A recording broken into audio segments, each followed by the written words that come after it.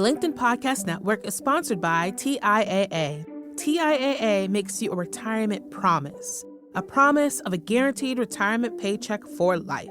Learn more at TIAA.org/promises pay off. LinkedIn presents.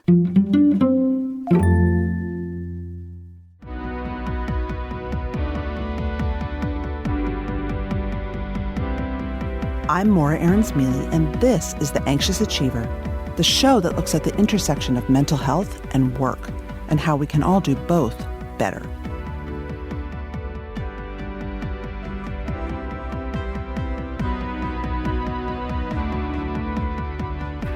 Intention, the leadership tool we all need to use now. Today, we'll have two conversations with leaders who are thinking about intentionality. A bit later, we'll hear from Vivek Bapat of the software and technology giant SAP about how he approaches work, why mental health is a key part of DEI, and strategies and tricks he's learned in many years as an introvert like me about being a remote-based leader. First, though, my conversation with Jacqui Brassey. She's a co-leader at the McKinsey Health Institute and author of the book Deliberate Calm, How to Learn and Lead in a Volatile World. She looks at adaptability, emotional flexibility, and leadership resilience. Jacqui studies how toxic leaders affect our anxiety, and in turn, how that anxiety shows up in our performance and in our office culture. Jacqui's an anxious achiever herself, whose own crisis of confidence has inspired her area of study. Here's our conversation.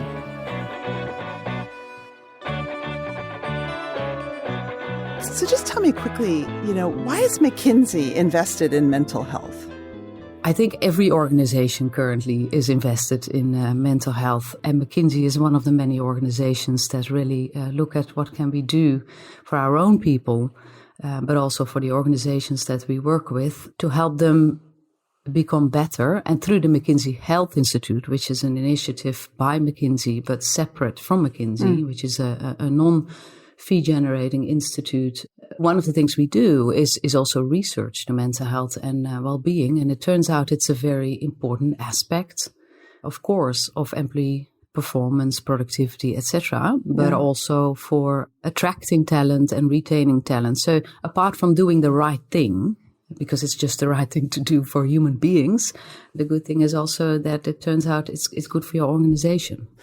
Okay, so let's start with toxic workplace behavior. This is something that I think all of us feel like we know it when we see it. But how do you define toxic workplace behavior? So the way we looked at it, we have looked at it in our study that we launched in April. Mm-hmm. And indeed, as you say, it's can be very broad topic and it can be very narrow. And the way we defined it, we literally had 6 questions that we asked people. And those 6 questions varied from my manager ridicules me. That is like a very explicit bad type of behavior. And it's very clear when that happens. Wow, like makes fun of you. Exactly, or puts me down in front of others. And 2, one of the questions was, I work with people who shut me out of conversations. And that's more of an implicit type of experience of toxic behavior. The second question was, my manager puts me down in front of others. Mm-hmm. My manager makes negative comments about me to others.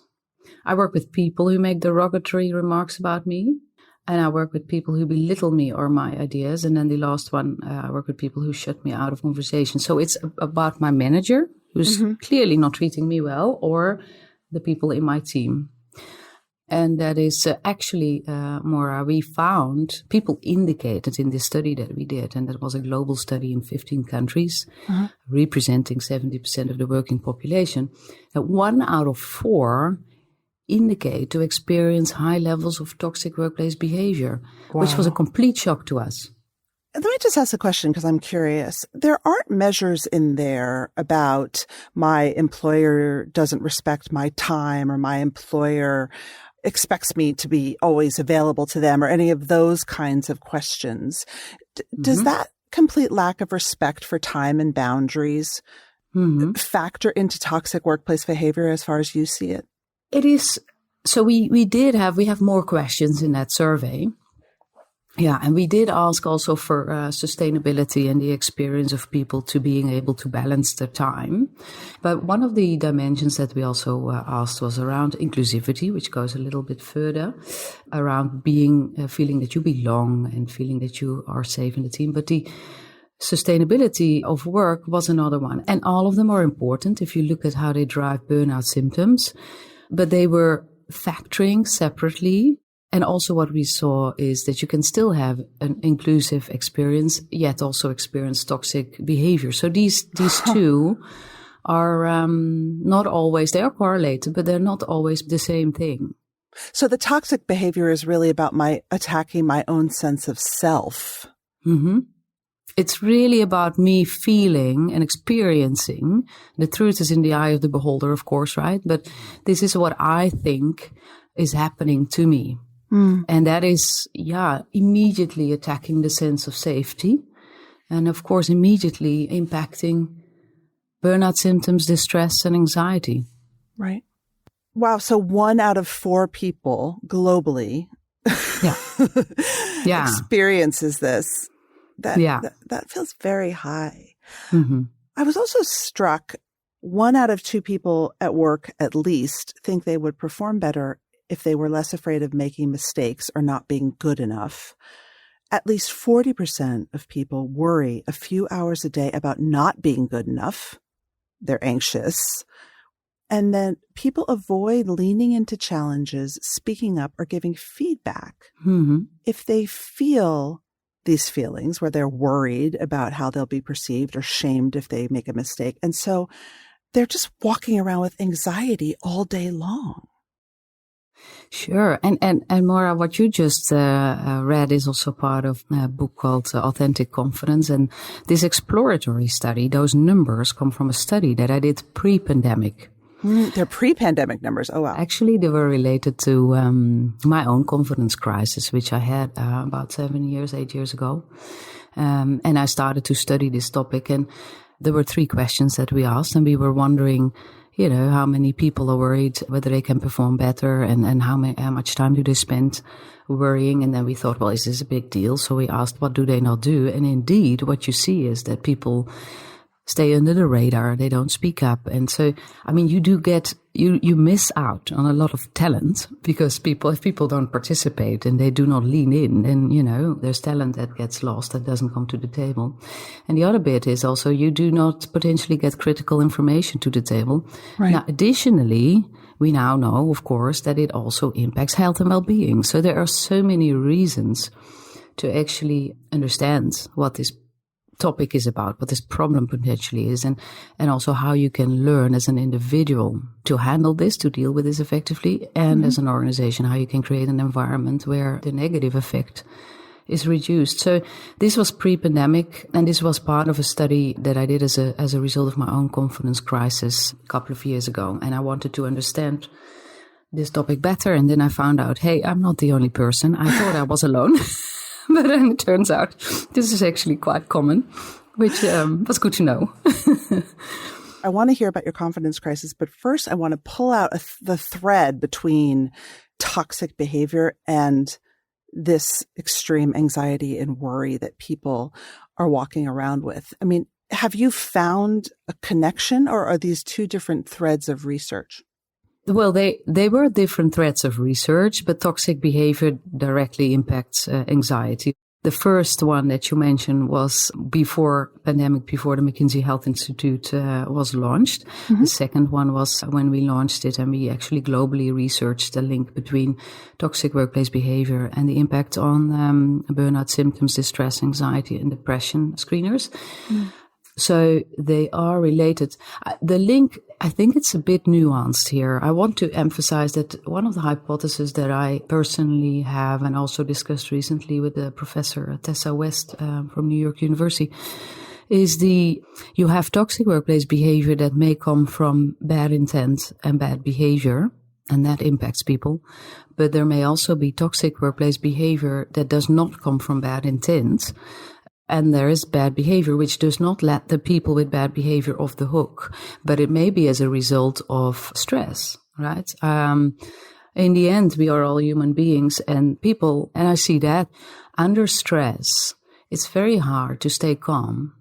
And sometimes the result may be that you say something or you do something that you did not intend to do, but that is the result of the stress and the huge pressure, the increasing pressure that we're under. Now, again, that does not let us off the hook of bad behavior, but it is a challenge that we see. And so I wanted to highlight another finding that we saw in our global study. The people with the skills of effective adaptability, which is very similar and close to emotional flexibility, those people suffer less in stressful environments than people without those skills, because they are really vulnerable. And so there is also a buffering effect for yourself and for the experience that you have. If you find yourself in toxic workplace behaviors, it is not a solution, right? But it is an indicator that there is more to this topic than what we just said. A lot of people experience it. There's a lot of stress going around.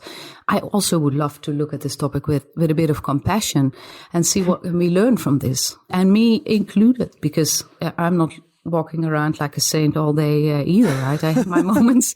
And actually, there's brand new data that I saw from Future Forum that says, executives are feeling on average 40% more stress and anxiety than they were pre-pandemic. So the stress is just out of control. Yeah. So it's kind of like a two-way street, that the manager is feeling very stressed, very anxious themselves. And so their behavior may get toxic unintentionally.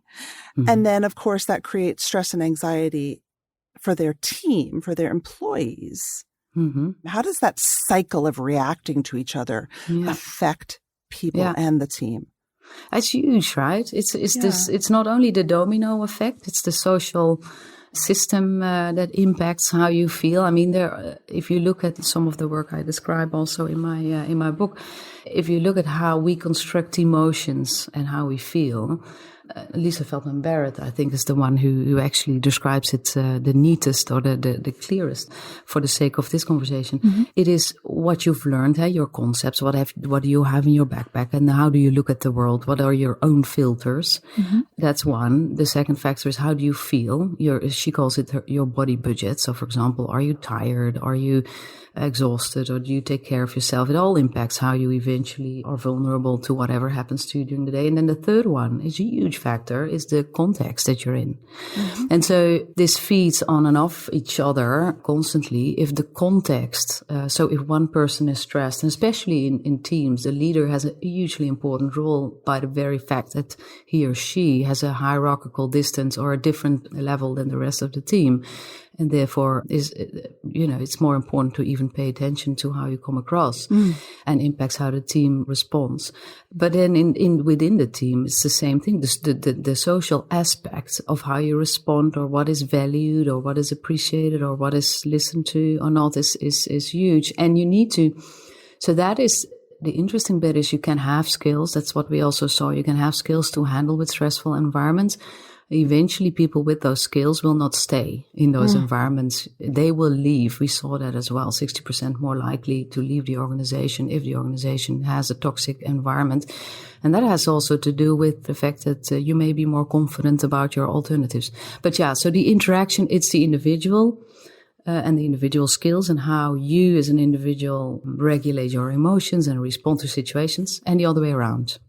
So the toxicity exists on a systemic level, as well as on a team level, as well as on an individual level. Yeah. So what are some tools we have to combat that? So in our study, we indicate 8 actions, not only handle toxic behavior, but actually to help organizations reduce burnout symptoms and also improve well-being. And those tools are at different levels as well in the organization, right? If you look at it, toxic workplace behavior exists because certain behaviors are not tackled as an organization. If there's bad behavior, then we need to have actually policies and routes in place for employees to seek help and to solve this. To say this is absolutely not tolerable, and here are the steps that you can take. That's one. So you have basically policies and also follow-ups in place that something can be done about that. But a lot of this, and not only toxic behavior, but also challenges and conflicts of work-life balance and difficulty in team settings, or difficulty for individuals, often happen at the team level. And I think teams and even team leaders, or whatever the names of the team leaders are these days, you have scrum masters, you have team coaches, whatever right. you name, right? Because we tend to go towards the more flatter organizations and more networked organizations. The opportunity is huge for the team level to create a space where people can actually have an open dialogue and have a conversation around what the needs are of the people in the team, and then solve that also at the team level. So the empowerment for teams is very important within that wider system. Yeah. It's also the place where you pick up the challenges. I mean, in the end, we can make a perfect machine and think it through, but we cannot forget about the human beings, and that's really the interaction and the dynamic of human beings and whatever they bring to work and the family situation and their lives. A lot happens at team level. So how do you create space for that? And how do you create space for the flexibility and adaptability as a team to handle that and to solve the problems that you may face along the way? There's always dynamic around that. There's always dynamic. What I always hear from people is, organizations may have the best mental health policies in the world and benefits, but if there's toxicity at the team level, it doesn't really matter. No. It's like a basket of healthy apples with one rotten apple. If you don't take the rotten apple out, all the apples will get rotten. You can have all the therapy apps, all the benefits, whatever. all the everything, and it doesn't matter. And we say that and we explain it, and then everybody's silent, taking it in. And then they still feel more safe with the compliance kind of. We have ticked the boxes on this. I mean, it's important to have it, right? I'm not saying don't do it. It's important to have it. You do need to have it. But please realize that the other part is so many more times more important. You cannot do without all that safety net and the compliance type of infrastructure. But do not forget about tackling the other side. And that is maybe harder to do for people, but we cannot do without that. Okay, well, let's talk about you. I would love to talk a little bit about your own confidence crisis and then this concept of authentic confidence and emotional flexibility. So tell me a little bit about your journey. Yeah. So my journey with anxiety, I realized later on in life that I always had low-grade anxiety, but I actually got a full-blown anxiety confidence crisis when I was already quite far in my career. Back then, early 40s, I had a couple of big roles already before, global leadership roles with Unilever, and I'd done all my studies. I was already, I had done my PhD and 2 young children. And I was working in my second year at McKinsey, and I really started to struggle with confidence. And one of the thoughts that was really taking a big seat in my brain was that I was not good enough. And it was starting to get in my way. And basically that was a process. So I tried to tackle it by working harder, doing more my best. And that resulted in me not taking care of myself good enough, working harder and harder, sleeping less and less, and realizing only later that, of course, you need a sustainable working model to also, and lack of sleep is impacting that. Yeah.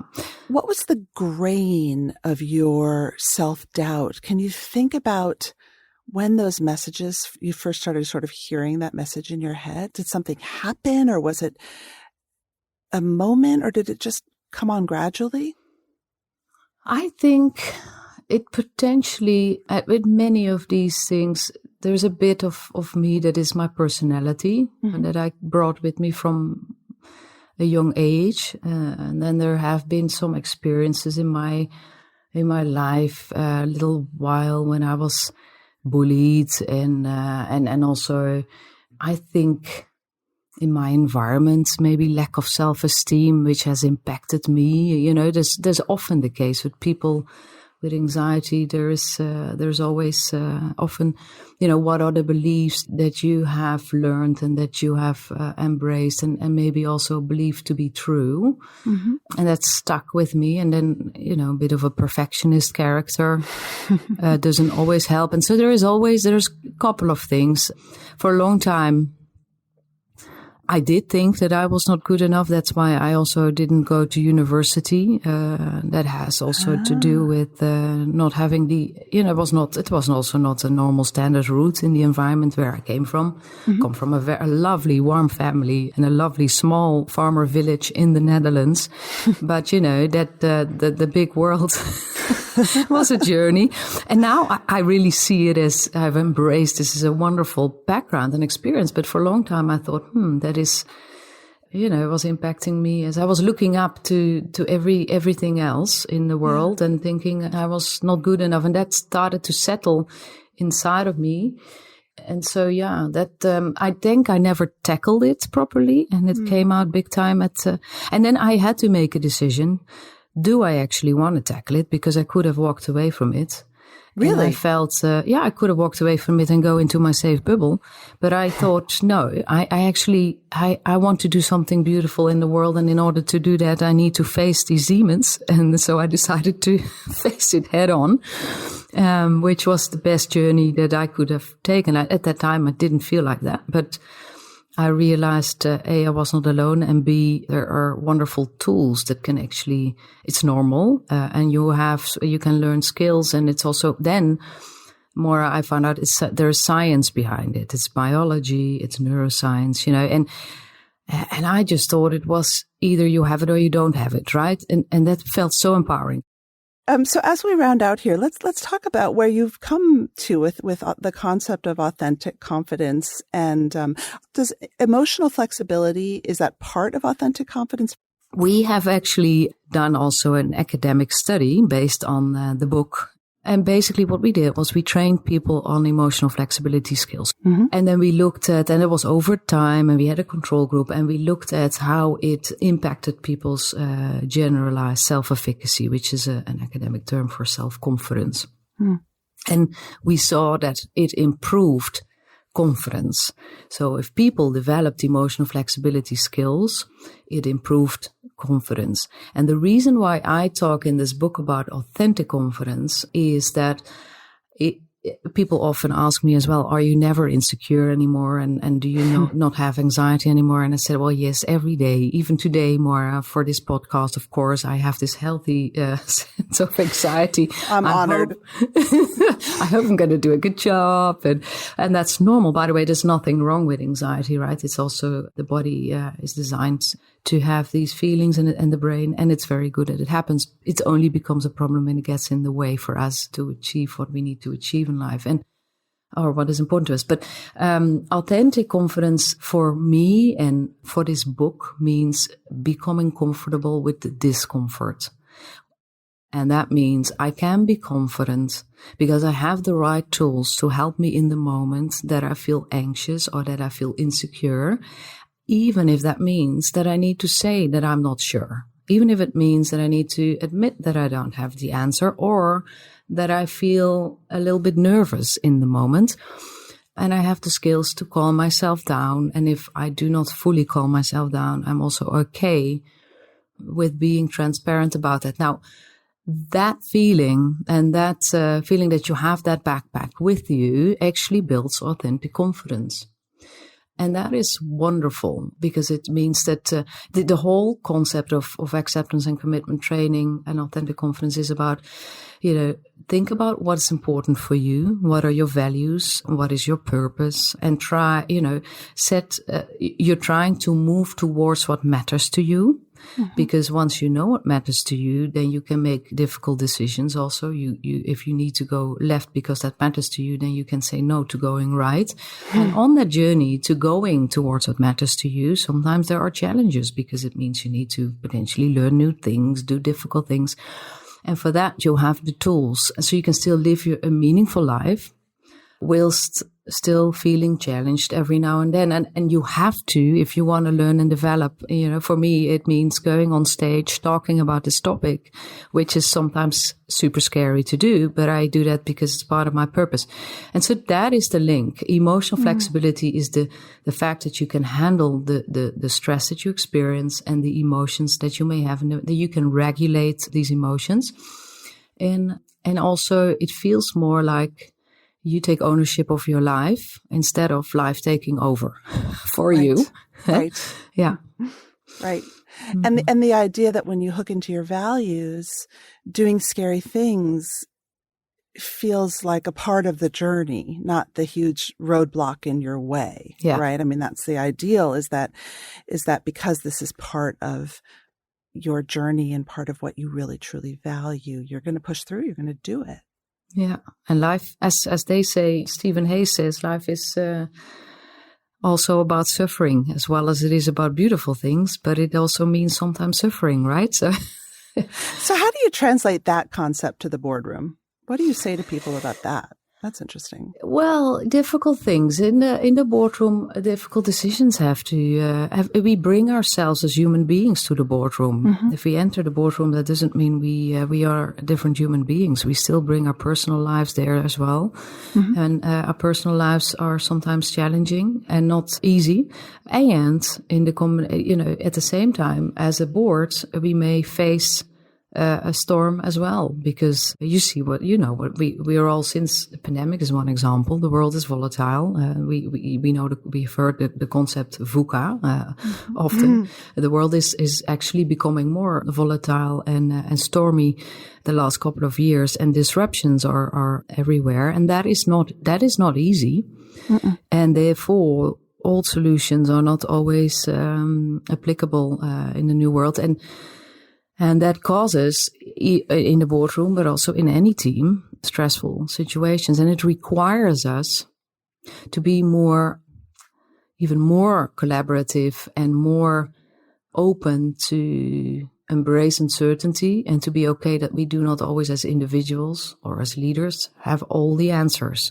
So that we need to go out of this feeling of control and top-down decision-making into more bottom-up decision-making and more iterative decision-making, and also being okay with decision-making that is not 100% certain anymore, as it felt more certain like a longer time ago when the world was more predictable.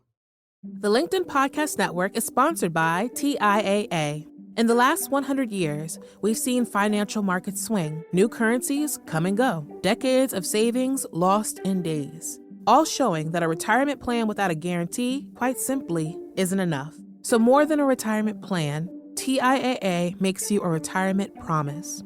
A promise of a guaranteed retirement paycheck for life. A promise that pays off. Learn more at TIAA.org/promisespayoff.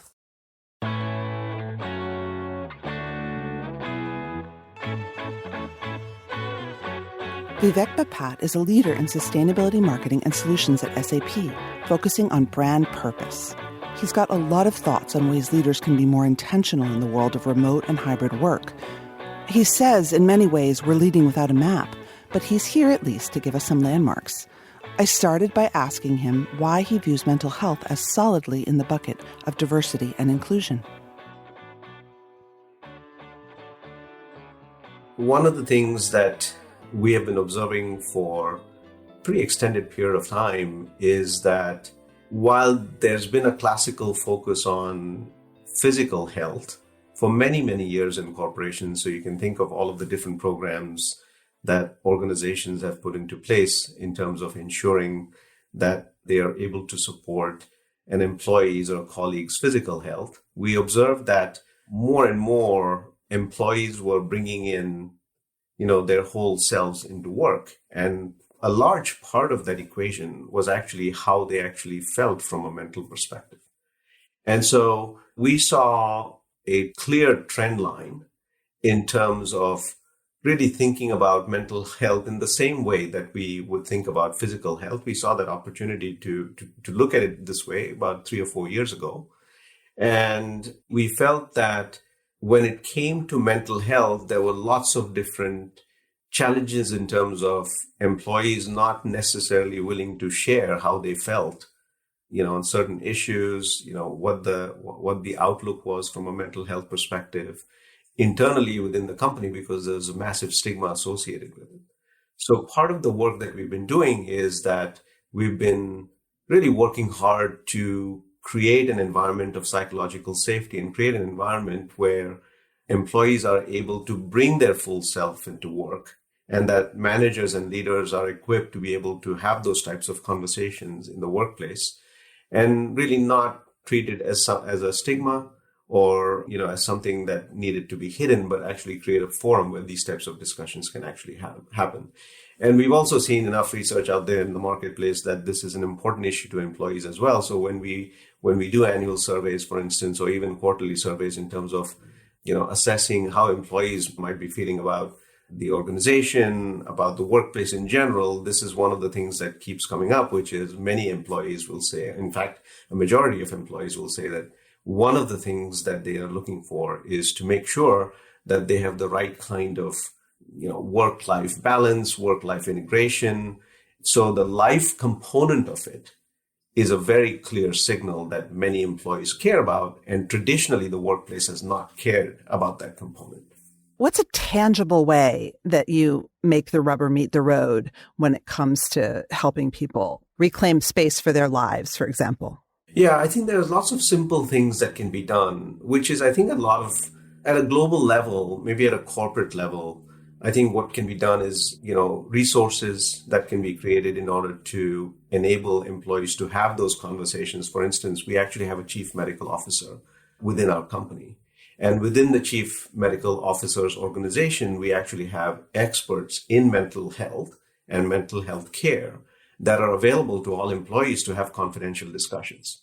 So while this actually existed for a while, many employees didn't even know that this type of a service or opportunity existed for them. So just making the visibility, creating the program at a corporate level, making sure that we have the programs in place where employees can actually, go to somebody in confidence and have a discussion with a professional counselor, for instance. So that's one layer.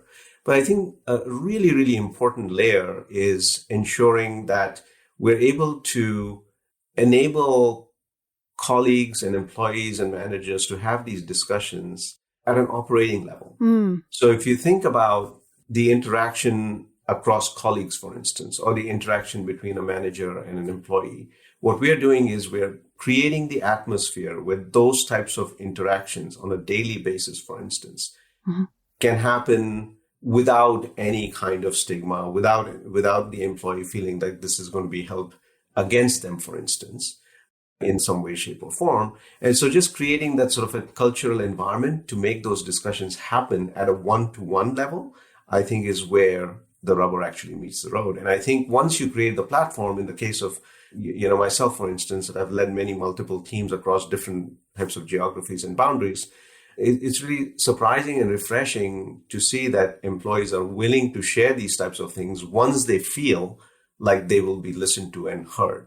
By the same token, I think, we've also seen enough research out there that means that these types of changes have to be driven top down, which is the leadership needs to also step in and actually show their vulnerability in the right moments, in the right cases, and sharing some of their own challenges, for instance, openly and honestly, gives many employees around the world the license to actually share their own challenges with their managers and their colleagues. Leaders go first, as my friends at Mindshare Partners like to say.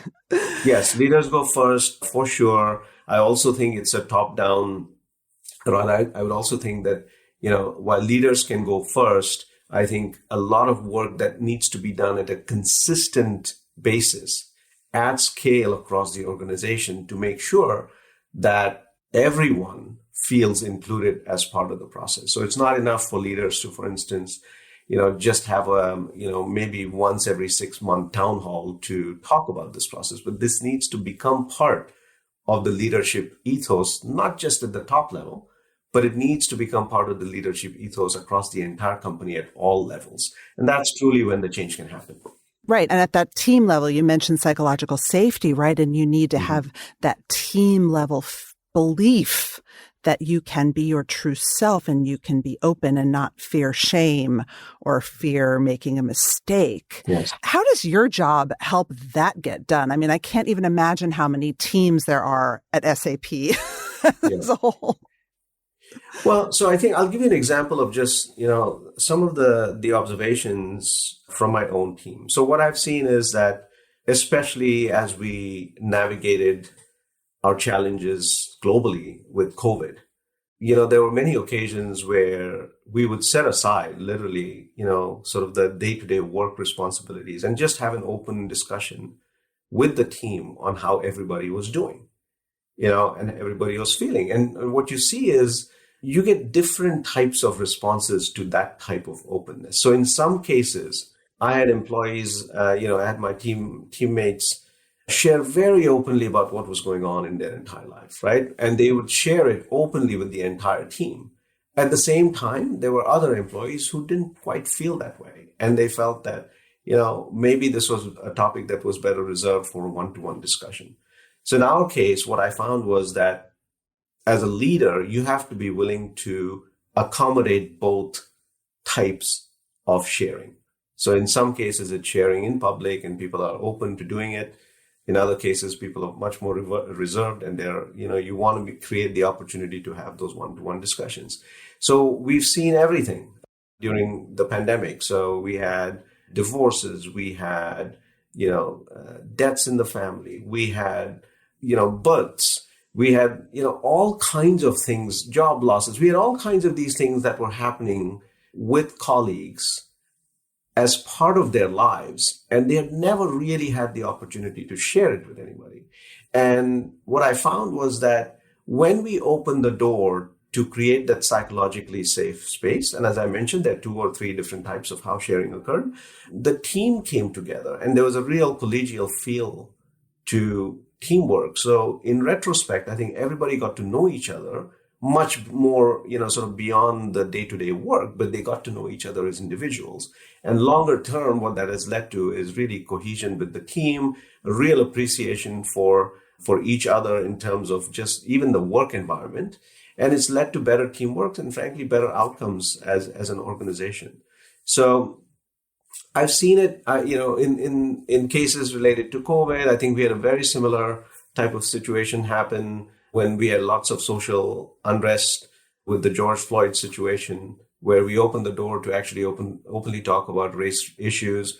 I wrote a piece, just a leadership piece that I published on LinkedIn, but many other leaders did the same. And then, of course, the corporation SAP actually had, a few town halls where they brought in experts to actually enable these types of conversations at scale with an entire employee community. And that really builds an enormous sense of belonging and inclusion. And again, like I said, so many of the stories that came out were unbelievable stories that you would have never, ever had the opportunity to listen to. And it really just makes you appreciate each other more as individuals. Yeah. So you and I got to talking because we are both people who've been working remote for a very long time. How long have you been working remote? I've been working remote for SAP. This is my 16th year at SAP, and I've worked remote for SAP throughout my career. So when remote work sort of went to scale, right, or we thought about remote work at scale as we navigated the COVID-19 crisis, the fact that we were working remote was not a new thing for me. Yes, and I also have been working remotely for 16 years. And we were talking about that we're both introverts who really need our introvert space, but that we had developed a rhythm of connection with colleagues by building a remote work life that included a lot of in-person touches and yes, business travel, but we had found a rhythm and that it really worked. And that was very disrupted by COVID. And you shared some ways that you really felt like leaders in this hybrid era need to be very intentional going forward about communicating, because so many of the old ways that we used to communicate are changing. And now with the so-called looming recession, people are cutting travel budgets right and left, which I worry will separate us more. And I'd love for you to reflect on how to be an intentional communicator in this new world, what you're learning and what you're seeing. Yeah, it's a really great question. So one of the, like we discussed earlier, the fact that I was already used to remote work, but most of my colleagues were not. So imagine a scenario where it was many of my colleagues in many meetings would be in the office, and then I would be that one sort of annoying voice in the conference room that nobody could really see or hear. Can I ask you, Vivek, why were you always remote? Was that a choice or did... It was just something that, it was a choice, and it was just part of the way that we had hired. And SAP was a very progressive company in that regard. So it's not just me who was working remote. We had a lot of employees even prior to the pandemic that would work remote. Yeah. But clearly, majority of the colleagues worked in the office. And so remote work was still seen as an outlier, and you kind of felt included in meetings, but, it wasn't always, the full inclusion that you would expect. And what COVID did was it basically leveled the playing field for everybody. And so all of a sudden, everyone was remote. And so everybody had to work with each other to make sure that, all voices were heard. And as a leader, I think, it was really important for me to focus on drawing out the voices from people who are new to this and were perhaps a little more reticent in terms of sharing their opinions and ideas and so on and so forth. So I think that was one part of COVID. But I think one of the things that you mentioned earlier was that in a global company, even though I was working remote, I still had the opportunity to travel to different office locations or to customer meetings where I would meet with customers and I would meet with colleagues. And typically what I would do is, I'd schedule for an entire week at that office. And what I would do is when I was in the office at that particular location, I would schedule one-on-ones. I would have one-on-one personal meetings, in-person rather meetings, where it gave me the opportunity to build the types of relations face-to-face that ultimately would sustain, a work that was being, or a worker such as myself, who was mostly operating in the remote arena, right? So I think it was a nice balance of being able to go out and meet with colleagues, build your network, establish those face-to-face relationships. And then when you went back into remote work, those relationships were established, and then the remote work would actually be, easy. Your cup was full. Yeah. Your cup was full of all the good energy and the goodwill and the, knowledge of each other. Exactly. Because I do firmly believe that it's important to, build relations face to face. And once those are built, of course, you can nourish them and nurture them over time. But then the remote part of work becomes easier once you have those relationships established. And for a long time, that was possible. And I used to do that at every opportunity where, like I said, if I went to an office, I would have, my calendar would be completely full. And, I'd use my time to intentionally create those relationships that would then ultimately be sustainable over time. And I think as the world moved towards almost exclusive remote work, what has happened is that the ability for workers to actually establish those physical, personal relationships, right? In-person rather relationships has gone down. And the narrative at the moment is, we were able to do all of the work remote, just as we did in the past, or even better from a productivity point of view. Mm-hmm. So an organizational leader might look at it and say, well, it's fantastic because now I don't need to, have a lot of offices, and I can really focus on maybe a cost savings approach to this, which of course many companies need to do. And it needs to be done in lots of different areas. If the sole measure of is productivity, right? So I think we've learned how to be productive as organizations through the pandemic.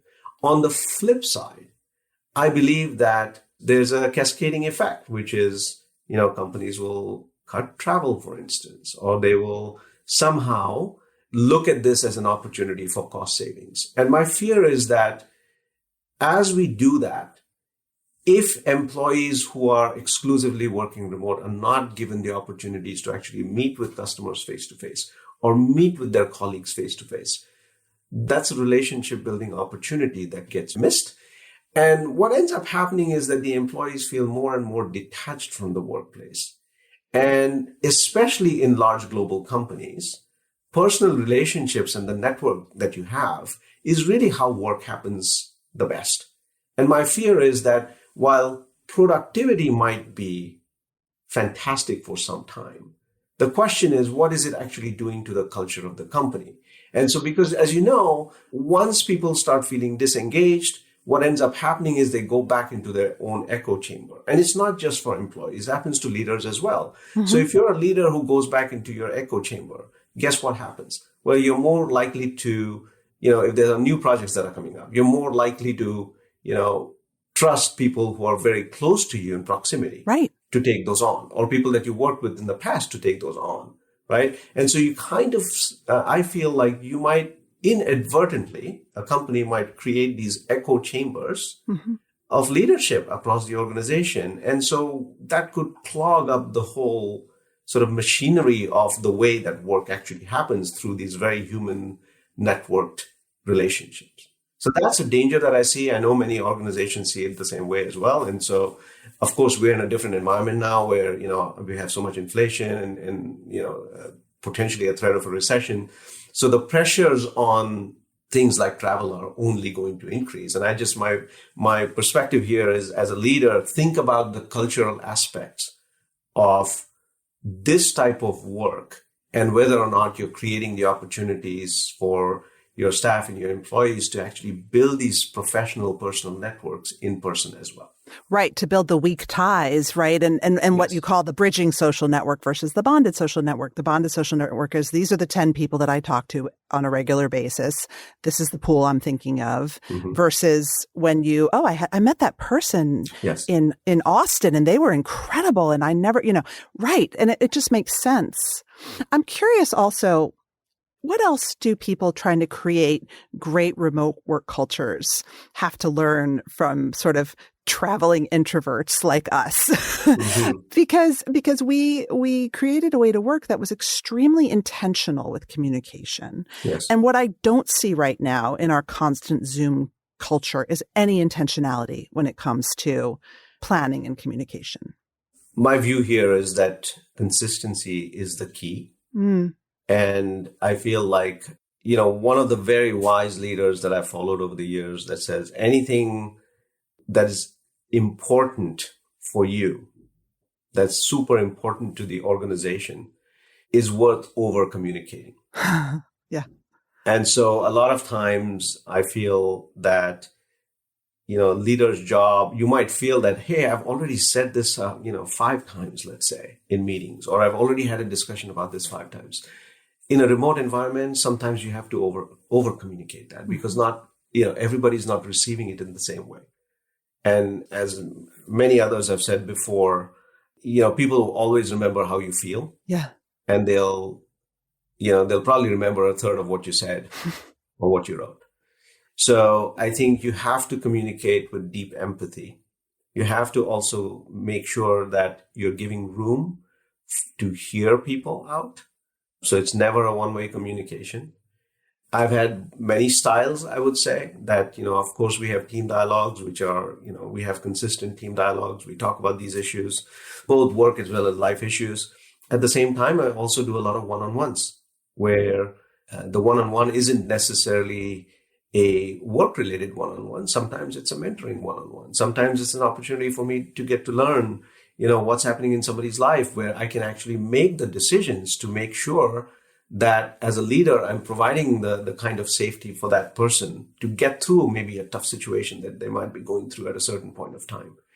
And so I think communication to me becomes a lot of listening, right? It's a lot of sharing. So a lot of times, it's a sharing discussion, just like you would speak to a friend. And then it's really the culture of empathy, like we talked about earlier, which is caring. I think people genuinely need to know that you care, and it has to be authentic. So it really raises the bar on leadership. And I wouldn't say it's just leaders, right? I mean, I think this is, if you really truly want this to scale within organizations, I think everybody needs to feel that. And I've seen amazing examples where people within my own team, for instance, have stepped up and they've been amazing colleagues to their peers, or they've reached across the aisle to others that they knew were struggling with certain issues and have provided that kind of support. So it's not just a top-down thing. It's also a peer-to-peer type of opportunity. And I've seen really incredible examples come out of this through this whole crisis. This may sound like a very basic question, but in the remote era, how can a manager show they care? What's effective? Yeah, I mean, I think a lot of times it comes down to deep listening. I think it's listening, it's the first thing. And, one of the things I worry about just as a manager, and not necessarily being an expert in healthcare, is, what is it that I can do? So right. I can listen, I can provide some counsel. And in some cases, I've actually suggested that somebody actually go talk to a professional counselor, because, it's really hard for somebody to actually agree and admit that sometimes they need professional help. And if there's a facilitator that can say, look, maybe this is something that I can make an introduction to you, and I can create this is a resource that maybe you have never considered, which is available within SAP, for instance, or outside of SAP. I can provide that type of guidance. But I think for the most part, what my observation is that people just want to be listened to. They want to be seen. They want to be heard. And I think, in the words of Brené Brown, right? I mean, I think empathy is really trying to do your best to walk in somebody else's shoes. And it's not always easy. It's not simply saying, yeah, I can relate, or I can say, yeah, I know you're going through a tough time and I'm here for you. But it's really sort of the next layer down, which is, I see you and I can appreciate what you might be going through, and I'm going to try to meet you where you are. And I do think that's harder with remote teams because we don't have those moments of being thrown together. Can you think of a time where your empathy kind of failed you and what you learned from that? Yep. I'll give you a great example here, which is there's a colleague that, for instance, I've known for a long time. And because we've known each other for a while, for the most part, I personally felt that my relationships were secure, and that, it would be okay for me, let's say, to talk to her maybe once a month, But what I found was that the frequency of that conversation, even though I felt that, I knew everything, she was in a good situation, and that we had known each other, and that she didn't necessarily need much support. Not that she needed a whole lot of support or guidance, but even the interaction on Zoom was, not as frequent. And what I found was that this is where I personally felt that I failed as a leader, where I took something for granted. And what I saw was that the performance and the mental health of that employee, really, there was a direct correlation, at least in my mind, in terms of the frequency of how I showed up and her performance and her sort of connection to work. And I never really realized that until we had a discussion where we went into all of this, and we said, well, what is actually happening here? I thought everything was fine.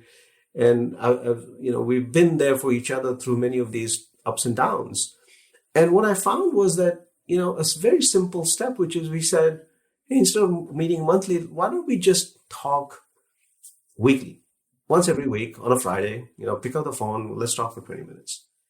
And more, I cannot tell you that one little act alone had such a big difference, because, again, the frequency of communication, frequency of knowing that somebody's there for you on a weekly basis, not that she needed a whole lot of help, but just the willingness to be there for both of us made a huge difference. So it was an example where I think sometimes, as leaders, you kind of tend to run to where the fire is the most, but you neglect the areas where, there might not be something happening. And then, you got to sort of recalibrate. And this is another example. I mean, there have been other examples, but this one was a glaring example. It was a great learning for me that I've taken out of this particular, situation. Okay, my last question, circling it back to work and life, how do you recommend leaders at whatever level think about boundaries? I mean, we all talk about how boundaries have become very difficult when we're working at home, like what's home and what's work. How are you thinking as a leader differently about how you sort of model your boundaries or state your boundaries or use your boundaries as a tool to maybe help your team's mental health? So for me personally, I've worked hard at setting some boundaries. And what I try to do is, 3 to 4 days a week, I will take the time to go exercise and work out or play my sports and those types of things. So I clearly set aside some time personally to do that, because I feel like if I don't do that, then it impacts my mental well-being and everything else that comes in front of it. So that's just a personal boundary that I've learned to execute. I'm not the best at it and I don't do it consistently. It's something that I need to continue to really focus on. From a team perspective, I think, I have an organization, a team where, we're working across so many different types of time zones. So we have European time zones, we have Asia Pacific, we have the US time zones, we even have an employee working in Hawaii. How do we then accommodate all of these different things? And so for the most part, we will try to have meetings during a time where most of the individuals can participate. We're not necessarily going to be able to please everybody, right? But we try to share that across the board, right? So we don't always end up penalizing just one or two individuals in really different time zones. So that's one thing that the leader can do. The second one is I actually firmly believe that you have to trust your employees to do the work. And so if somebody has, let's say, their daughter's recital, or they have a family event going on, or they have something else going on, for me personally, I'm very open to somebody just either making up the time whenever they're able to, as long as the work gets done. Yeah. And so I think that's making sure that you have the flexibility and that people feel like they're not always going to be watched and observed as long as the work happens. I think, that flexibility is hugely important. I know, to those things that jiggle your mouse so that it makes it seem like you're online. That is terrifying to me. Have you seen those tools? Yeah, exactly. No, I think my view is that flexibility is key here. And I think, I don't think anybody these days, with the exception of just a few professions, right, works in a 9-to-5 environment anymore. No. And so I think I mentioned work-life balance is one of the things that used to be a thing. Now it's all about work-life integration. We all have families. We all have something going on, within our lives, and work's a very, very important piece of our lives, obviously. But as leaders, I think you have to put into context the whole picture, not just the partial picture. And I think that's a learning for leaders. Not everybody can do it, frankly. Not everybody's wired in that way. But I feel like generally the trend is headed in that direction. That's it for today's show. Our show is produced and edited by Mary Dew. Our assistant producer and sound engineer is Nick Krinko. Many thanks to the LinkedIn Presents family, to all of our guests for sharing their stories, and to our advertisers who bring you the show. If you love The Anxious Achiever, tell your friends. Subscribe, leave a review, follow us. You can also tweet me at MoraAM or find me on LinkedIn, where you can follow me, message me, or subscribe to my newsletter for more from the Anxious Achiever world. Thanks for listening.